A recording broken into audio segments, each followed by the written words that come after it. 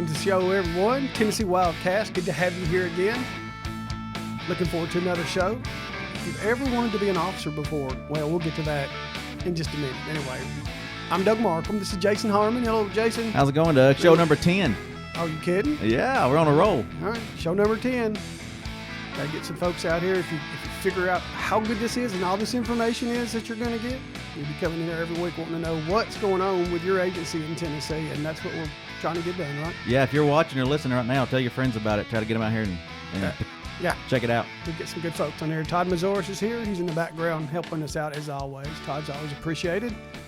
Eric Anderson is here. We'll get to Eric in a minute. Eric is a wildlife officer in Sumner County. Good morning. Good morning, Eric, or whatever time it might be, wherever you are. Yeah. We've had a lot of discussion about that. It's morning here, but, you can watch this anytime. Anytime. That's it. All the shows that you haven't heard yet, if you're just finding this show for the first time, haven't heard them or seen them, they're all out there. Every show, we're going to keep them out there over time. So we started with the director here a little while back, an assistant director, and then now we're working with everybody we can find, even wildlife officers like Eric Anderson. Yeah. So Eric's a good officer and also a good videographer and a lot of other stuff. Eric wears a lot of hats, and we're going to talk about that in a while, okay? First of all, though, you got some stuff. Yeah, let's recap some stuff that's been going on. First off, I want to talk about Tagboard. We started this new thing called Tagboard.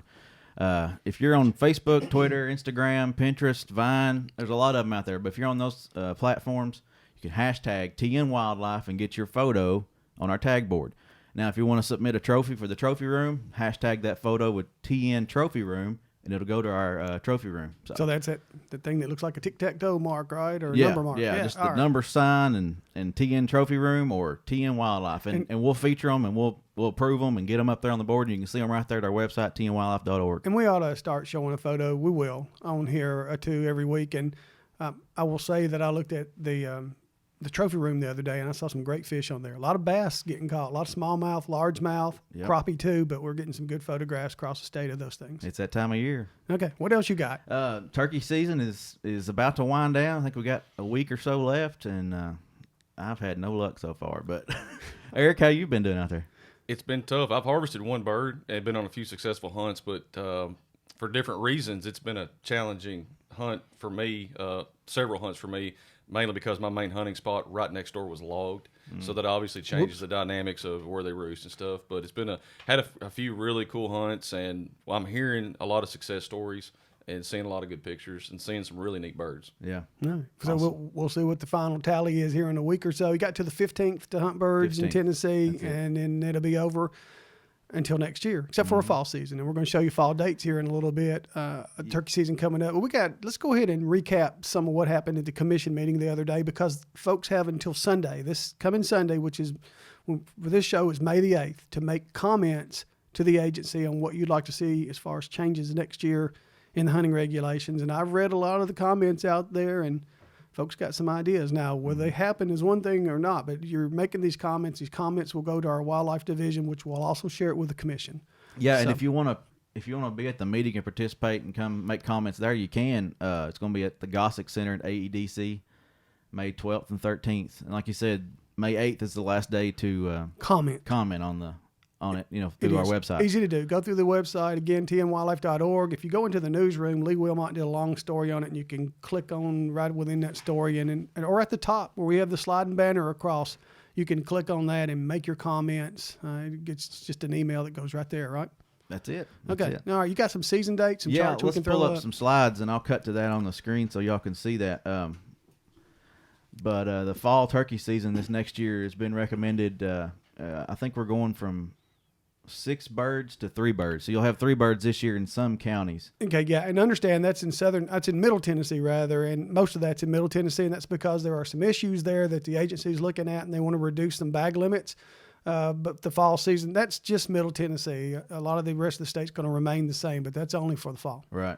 And then and there's one, I think, or 2 counties that's going 3 to 1. So just make note of that. Lewis and Lincoln, yeah, that's the recommendation. And that may change. Probably going to happen this next week, if the commission changes their mind, but that's probably what's going to happen. And I will say, reading some of the comments, there are folks out there that want the agency, looking at a lot of the comments, to reduce bag limits. That's one of the concerns. Don't know if it'll happen, because statewide, I think the turkey hunters are having a good year this year, statewide. But there are areas of some concern. All right. Do you have what else you got? Yeah, let's go on to the next slide. Looks like what's next here? Oh, the proposed deer seasons. Look out, there's going to be a couple new units possibly, and some more opportunities for antlerless harvests across the state. So just take note of that. And that's also on the website. Yep. Real easy to go find and look at on the website. And I do want to remind everyone that the agency is also looking at possibly creating another definition for antlerless deer. That's something that the commission has asked the agency to look at. Right now, it's deer that have no antlers or have them less than 3 inches. And I don't know what that means for the hunters exactly. If it changes, it might mean you have to be more careful at what you aim at if you don't want to fill that 2-buck limit real quick. Right? Yep. Okay. Be careful. All right. You got anything else? Yeah, let's keep going. There's a few more slides. All right. This is duck coots and mergansers, different season opening and close dates. This is actually set. This was set the last meeting. Correct. So Reelfoot duck zone seasons are set, and all the remainder of the state, everything's set. Yeah, everything's set. Just take note of that. Go to the next one, Todd, if you don't care. There's migratory bird seasons. All those dates are set, open and closed, and your bag limits. And all this is on the website and tnwildlife.org, and easy to find. Easy to find. And some folks may still be surprised. We had Joe Benedict on last week that the duck season has been set. Waterfowl, this is new. The federal guidelines came out earlier this year. I think they're able to look at their numbers now and go ahead and forecast on out and feel confident that the ducks are still going to be there. So now you can go ahead and start making your plans if you want to go duck hunting because the season is set. And this is going to be the same way, I think. The next coming years is going to be set this time every season. Yeah, so that just makes it easy now, and eventually that could possibly be all rolled into one big hunting guide that goes out. We don't know that for sure yet. Joe Benedict talked about that last year and wasn't sure what was going to happen, but it's a possibility. And so there you go. And let's go to one more slide. I think we got the Sandhill Crane season's been set. There'll be a 3-day closure for the Sandhill Crane Festival, but the season has been set, and I think still 400 packets, 3 permits per packet, 1,200 total permits. So and look for that to change next year. This is sort of still an experimental season, and 1,200 permits are mostly going over in the area near where the Sandhill Crane Festival is held. But they're going to try to make it more statewide starting next year, and look for more permits to begin going across the state if everything goes as planned right now. I think the hunting seasons may try to stay in the same area, but more permits available. More permits, the there you go. Yeah. Right, that's correct. Good job. All right, good. You got anything else? I don't know. See if there's another slide. I can't remember. We got so many seasons. Keep going. Yeah. That's it. All right. Okay. That's it. All right. Thank you, Todd. Thanks. All right. Well, good deal. So there you go. There's your opportunity to comment. Let us know. Let the agency know how you feel, and stay up on what's going on. And don't forget, commission meeting next week. If you want to be there, you can be there. But if you want to watch it, it'll be on tnwildlife.org. You can watch it right there after the meeting. It's not live, but it'll be up a few hours later. It's hard for people to get off a lot and go to a Thursday, Friday meeting, but it is at the Gossick Center. Starts at 1 o'clock the first day, I think, and 9 o'clock the next day, right? Next morning, yeah. Okay, or drag your boat along if you want to, because it's right beside Woods Reservoir. Yeah. Normandy's right down the road, and Tim's Ford isn't much further, so it's a great place to go down and if you're going to a commission meeting, right? Go fishing a little bit. All right. Let's talk to Eric. Yeah, sure. All right. Good to have Eric in the studio this morning. All right, Eric Anderson is a wildlife officer in Sumner County. You've worked as a boating officer. Yes, sir. And you've worked as an officer over in Murray County. Murray County for a couple of years. Yeah, and Scott County. And Scott County. I forgot about Scott County. Yep, that's where I began my full-time assignment, was in Scott County for a year. Okay, all right. Well, we got you good timing on you, Eric. We walked by. There's a bunch of young, nervous guys and gals out in the lobby here. They're all getting ready to go in and be interviewed for a job that you got. Sure. So yeah, I passed some of those young men out there, and it wasn't too long ago, it seems like, that I was one of those nervous individuals sitting and anticipating my interview and getting amped up, looking forward to an opportunity. Yeah. Well, we get lots of questions every year. If we go set up at a boating show or a hunting show or a fishing show, people are always asking, how do I become a wildlife officer? Perfect timing. How did you become a wildlife officer, and what path do most people take? Well, that's a good question, because my path was a little bit different than the normal path. And if it's a young student in high school wanting to pursue this career, I always encourage them, at the time they're in school, any volunteer work they can do that is wildlife related, whether it be with the officer in their county or with the club or with any type of conservation oriented program, to volunteer and document those volunteer efforts. And then of course college is the main thing that you have to have. The main requirement is a college degree.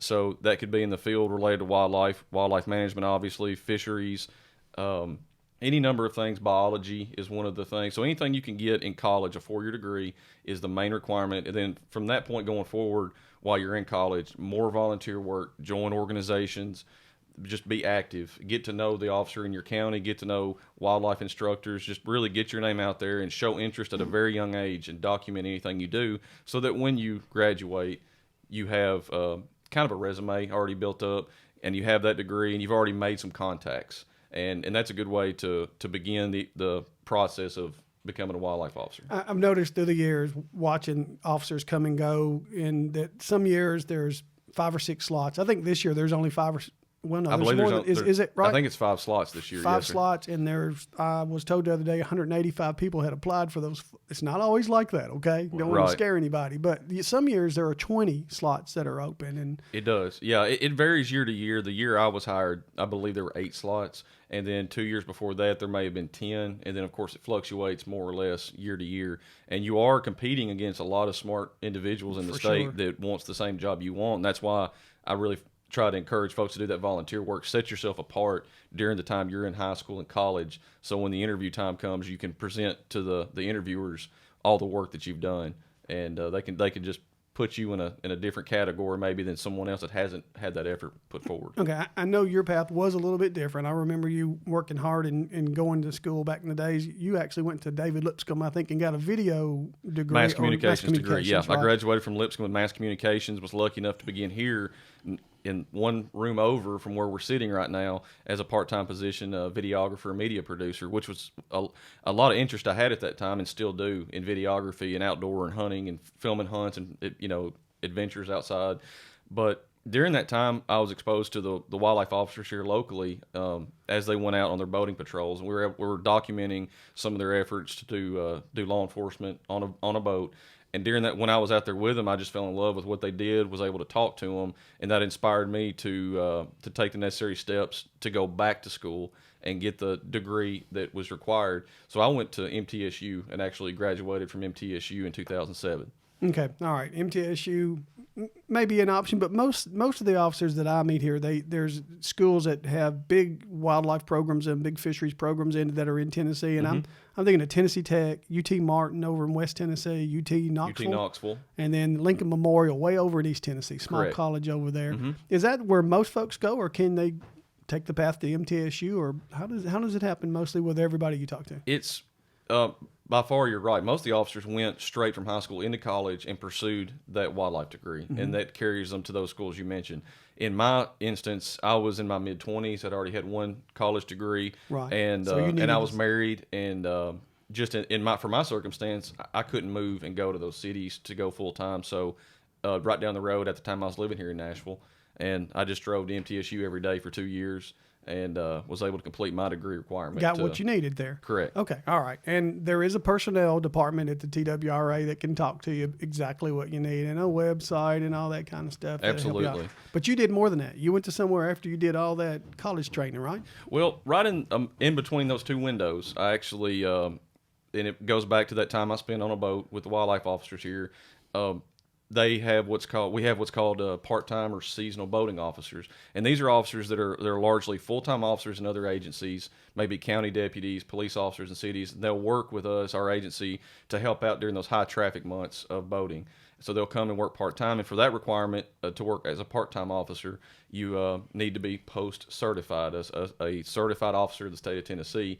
So that again was a path I took to kind of set myself apart, knowing my long-term goal was full-time. So I went to put myself through the police academy. I got hired as a part-time boating officer as I returned to school. So by the time I was done with my degree at MTSU, I had already worked for the agency in a part-time position for I think 4 years in law enforcement. So that definitely gave me some experience to carry into my interview to talk about what would set me apart from other applicants, and definitely benefited me in the long run. Okay, all right.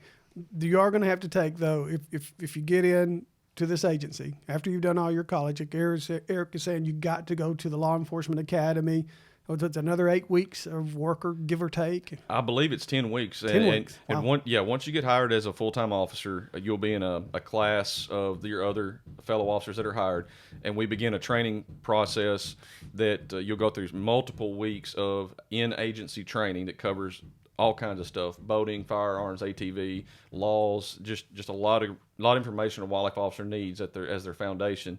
And then somewhere in there, because it changes yearly with the calendar at the police academy, but you will at some point attend the state police academy with other officers from other agencies, and you must complete that. It's I believe 10 weeks that you attend that academy. And once you get out of the police academy, you've done your in-house training, you'll begin our FTO, field training officer program, where the new officer will be assigned with a field training officer for, and don't quote me on this, I believe it's a period of around 12 to 15 weeks. And that's when you say an experienced officer. Correct. It'll be an experienced officer that you'll go through, and daily they document what you do, train you, expose you to new things, and those 12 to 15 weeks will carry you into different seasons. So you may begin in the summer, and then you'll go into deer season. So it kind of overlaps different times. But the great thing about our agency is even after you complete all of that initial training, the training never stops. There's always ongoing training for seasoned wildlife officers. I was in a class the past 2 days with seasoned officers from across the state, just always learning, always being exposed to new things. Okay. All right. So expect a lot of education when you come in here, and the college degree is vital. That is vital. That is the one piece you must have in order to be considered for a position as a wildlife officer. Okay. All right. Now you have settled into Sumner County, and this brings to mind that when you apply for this agency, most of the time you're not placed where you came from. You have worked your way back to close to where you grew up. But that takes a long time if it happens at all. Correct. It took me about 6 years, and that was always my goal, to get back home. I grew up in Sumner County. I have family there. My hunting farm is there. So obviously there was a draw for me to return.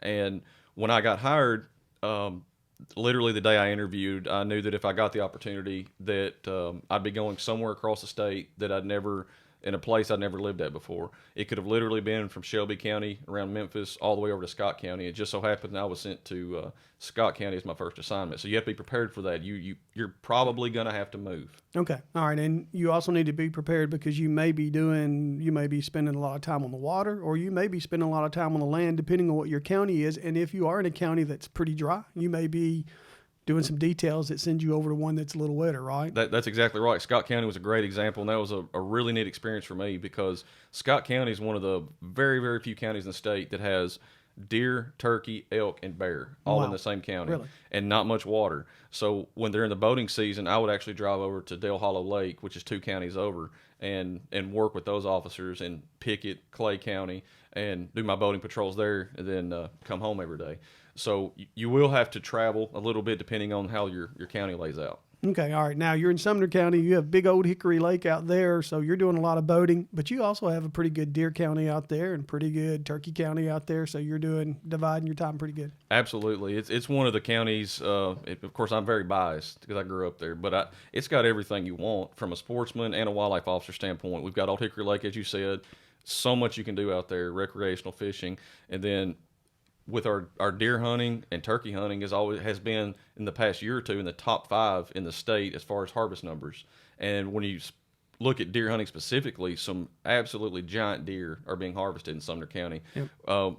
With the quickest example that some folks may have heard about was a case from 2 years ago where a deer was illegally harvested, and that deer grossed a measurement, a Boone and Crockett score of 198 3/4 inches. You were instrumental in that case. I remember that. You and Andy Rush, the officer over in Sumner County, and Todd Allen were very instrumental in that case. That deer, by the way, that deer mount, at least one thing came out of it, and as we have it down in our Regional 2 office, it's a beautiful specimen. Unfortunately, it was illegally killed. Right. But it is an example, as you said, of some of the big deer. Is that because you're alongside Kentucky? Is that anything to do with that, do you think? Or just good wildlife officer management right there in the county? I don't think I have anything to do with it, to be honest. But I think there's a lot of different reasons, and that could carry us down into a conversation about deer management, obviously. But I believe in Sumner County, you've got a combination of education of hunters passing these deer. You've got a lot of ground around urban environments where these deer can live, grow, flourish, and there's not a lot of hunting pressure. And but that deer, I believe, was around 5.5 years old, free-ranging deer. And like you said, the one good thing that came out of that is that deer's mounted here at the office, and you can look up and see what Tennessee can produce at any given time. And where he was harvested was about, I don't know, 25 miles from the state line of Kentucky. So I wouldn't attribute him at all to Kentucky. That is a Tennessee deer through and through, and just an example of we can do it. I mean, these deer are here. The genetics are here. If the right steps and nutrition are put in place, we can harvest. And Sumner County is a pretty good farming community still, too, right? Not necessarily Hendersonville, where that deer came out, right? I believe, but the county itself still has a lot of farmland. And that's another reason I love it is you've got parts of the county near Robertson that the terrain is relatively flat, lots of agriculture. You go from north of Hendersonville towards Portland and Westmoreland, you have a ridge system that goes through, lots of just steep ridges, terrains, and as you get up on top of that, near Kentucky, it goes back to an agriculture mix. So I'm biased, but we've really got it all from hunting and fishing and from my job perspective. Okay, all right. And if you're hearing some stuff in the background, we're in the process of moving soon out of this office. A lot of work going on at TWRA, so you may hear some banging in the background. Yeah. It's all the women wanting to get in, see Eric, right? All right, Eric. Hey, let's talk a little bit about boating. It's that time of year. We got Memorial Day coming up. You're on a big lake where there's almost always a drowning death or two a year, unfortunately, but not always. You've been out there when that stuff happens. I wish I had $1 for every time I said wear your life jacket. Would, in your estimation, life jackets save lives of these people most of the time if they had them on? Absolutely. It's a lifesaver. There's no other way to really expound that, what you said. You wear your life jacket, it could save your life. It's just that simple. But yet we see all the time, not all the time, we see a consistent number of individuals that don't even have them on their boats. And that comes back to an enforcement thing where we have to issue citations and remind people you have to have your life jackets by state law on your vessels. Right. What about, and if I were an officer, I'm not, but the ticket I'd write the quickest if there was a 12-year-old or under on a boat without a life jacket on, are most folks realizing that it's mandatory now if that boat's moving? We still encounter that where a child is not wearing their life jacket, and that is, you're right, a time where I will issue citations. A lot of our officers issue citations, but I think it's in the minority. There's many good educated boaters that are using our waterway that even at times where they may not have a fire extinguisher or a throw cushion, but that child is in a life jacket. So I would not say it's the majority by any means, but we do encounter it from time to time, and that you're right, that's a time where we'll issue a citation. Okay, well, it's getting ready to get busy. This is the time where schools are about to let out, and you happen to be working on one of the lakes that is in the top 10 in the United States as far as recreational boating goes. So you're really busy over there all summer long. Already busy. Matter of fact, with this year, it's already gotten warm, as you know. In mid-April, we had some 80-degree days. So knowing that, the wildlife officers maximize our time to contact hunters, fishermen, and boaters. So I felt like I needed to be on the water. So myself and other officers got out, and 2 Saturdays ago, it was so pretty. And just to get on the water and look across the landscape, you would think it was 4th of July. There were houseboats, cruisers, people inner tubing, PWCs, fishermen. It was just an incredibly busy day, and we just went out, did our vessel safety inspections, and talked to a lot of these people. So it's already started, and it begins a long boating season. Okay, and just real quick, what's mandatory you have to have on all boats? Not getting into the big cabin cruisers and larger, but what do you have to have on all boats? The simplest way to put it is one life jacket for every person on board. That's from a kayak or a paddle board all the way up to your houseboats. Then as you get into different boat classes, which most boats fall into that 16-foot and larger category, you need to have a fire extinguisher. If you have an enclosed gas tank, which most boats do unless you have a John boat, you'd have to have a throwable device, a Type 4 throwable device, which is when I say that to someone that doesn't know what it is, I describe it as something you would sit on it looks like something you'd sit on at a football game with handles. Okay. Or a ring buoy, and the purpose of it is to throw out to someone that's in distress. Because it's like a frisbee, you can just pitch it out there. So you have to have one of those for nighttime navigation lights, obviously, for these vessels. And do you feel like they're doing the nighttime stuff? Or most people running their lights like they're supposed to at night? Most are. Yeah. Most are. I do encounter a few that especially in the heat of the summer, some fishermen that are maybe fishing a tournament, for example. I don't want to just say it's bass fishermen, but the light on the back, they feel like They it's just don't attracting like 'em bugs. sometimes, yeah. Yeah, so they'll flip them off. So we have to go over and talk to them, remind them, hey, this could save your life because you may have an intoxicated individual coming down the lake and not see them, obviously, and run them over. Are you seeing more inflatable jackets out there? Quite a few. Yeah. Seeing quite a few of them. And I think that's a trend. They're becoming more affordable and they're more available. So we are seeing them more on the fishermen are using them. The guys that are out there hardcore fishing all day in the heat, they're using them, and seeing different varieties. Even the belt packs, I'm seeing a lot of those out there on the water. All right. Let's talk about education. We've hit on, educating people to wear their life jackets, but as an officer, y'all do hunter ed, boat ed, and a bunch of stuff. Just talk about that and some of the educational fairs y'all do and stuff like that. You're right. It's a large selection of things we do, and anything from the traditional hunter education class or a field day. We did several of those in Sumner County, to events for young children. Tanner Romsdale asked me to come help him with the farm days. I believe it's what it's called. It's in Lebanon. And you can watch that on Region 2's Facebook. Barry did an excellent video to show that with Tanner, Danielle Neal, our officer in Trousdale County, and Caleb Stratton. We all pitched in because we talked to, over the course of 2 days, 1,400 children, and basically had a table set up with all of our a lot of our mammals here in Tennessee and furs, and let them talk to them about those, and let them touch the hides and just interact with the kids, and it just blows their mind. A lot of them have never seen a raccoon up close. So we do stuff like that. Do a lot of civic events. We also go out and do public programs, whether it be radio, television. There's some guys in East Tennessee that do a weekly or monthly television show, local deal. Boating education, it's just ongoing, and that doesn't just happen one time a year. We would have to change gears from an enforcement standpoint, maybe on a boating weekend, to that very next Monday going into a classroom and talking to kids. And it's not just the little ones. We'll talk to high school students also. As a matter of fact, today when I leave my visit with y'all, I'm going to go to Hendersonville and assist Carl McCoy. He's one of our top educators in the state. He's a part-time boating officer with us in Hendersonville, works as a sergeant in Sumner County, but he goes in on his own time and does boating education classes for high school students in Hendersonville because there's a great need there, being right next to the water.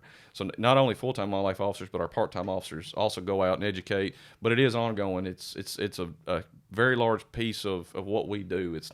We're not solely law enforcement all the time. You have to go out and educate folks. Real quick, season. When do you start your hunter ed classes normally? When are the bulk of those happening? Tradition, I can speak for Sumner County. We'll do some in January, February, and March, leading up to the turkey season. Mm-hmm. We get really busy from April through the summertime, as you can imagine. So we try to have some late August, maybe right before dove season, and then definitely try to have a field day or a class before deer season begins. And I know I thought about this too when you talk about the officers at the schools and stuff. Job fairs. Do y'all do ride-alongs and things like that? We don't do ride-alongs. They did at one point, but for different reasons. We mainly safety reasons. We don't do a ride-along, but we do give opportunities for students to come out and volunteer on projects. A good example is banding geese once a year. When we get with the biologist, round up some geese, we always need extra hands to hold the geese and do different things, so we invite students out. And that goes back to what I was saying, documenting volunteer work. We invite some students out in the wildlife field, and they'll help us out. So they can do that. We do job fairs. Danielle came to Sumner County, I believe, about 3 weeks ago on a day that I was tied up on another project, and she did a job fair at Hendersonville High School and talked to students all day about her path and her career as a wildlife officer. So we definitely go out and try to not only educate these classes, like you said, but give them an opportunity to know how do I do what you're doing. Right. That's awesome. All right, and we're going to run out of time here. I want to go back to where we began. When in the future, some of these youngsters may be out here still in high school watching this. When do most of the interviews take place for the agencies? Are usually about this time of year every year? It is. It's usually around May to June. Sometimes it's in July, but usually it's in that summertime window, I believe. Because I believe my interview was in August, if I remember correctly, back in 2008. All right, and we got about a minute left. Turkey season's almost wrapping down. It's almost over, but you still got a little bit more than a week to go. Any tips for somebody that over these birds have been hunted and hunted and hunted? I'll tell you exactly how I'm doing it now on the few hunts I've been on recently. Sleep in. Don't get out there till about 10, 11 o'clock. We've been on gobbling birds from 10 o'clock to 2:30 the last 3 or 4 times we've been out. You've done that for several years now. I have, yes. And you can sleep in because I don't like getting up early, so I can sleep in. It's a good way to learn a tip, right? All right, yeah. Jason, Eric, thanks a lot. We'll get you back on here sometime. I've enjoyed it. Thanks for having me. Did a great job. Yeah, it was fun. Right. Yeah, don't forget, go to tnwildlife.org. You can find us there. It'll get you to the audio version, to the video version. You can watch, listen, and just keep coming back. And not just a show. We're putting all kinds of video on the top of our website now Yes. about this agency. All kinds of videos. So go to tnwildlife.org and watch them, all right? Yep. All right, anything else? Tag board. Tag Tag and your Facebook. photos. And TN Wildlife, or TN, hashtag TN Wildlife, hashtag TN Trophy Room. you can write all the stuff. Facebook too. All right, everybody. We'll see you next week. Thank y'all.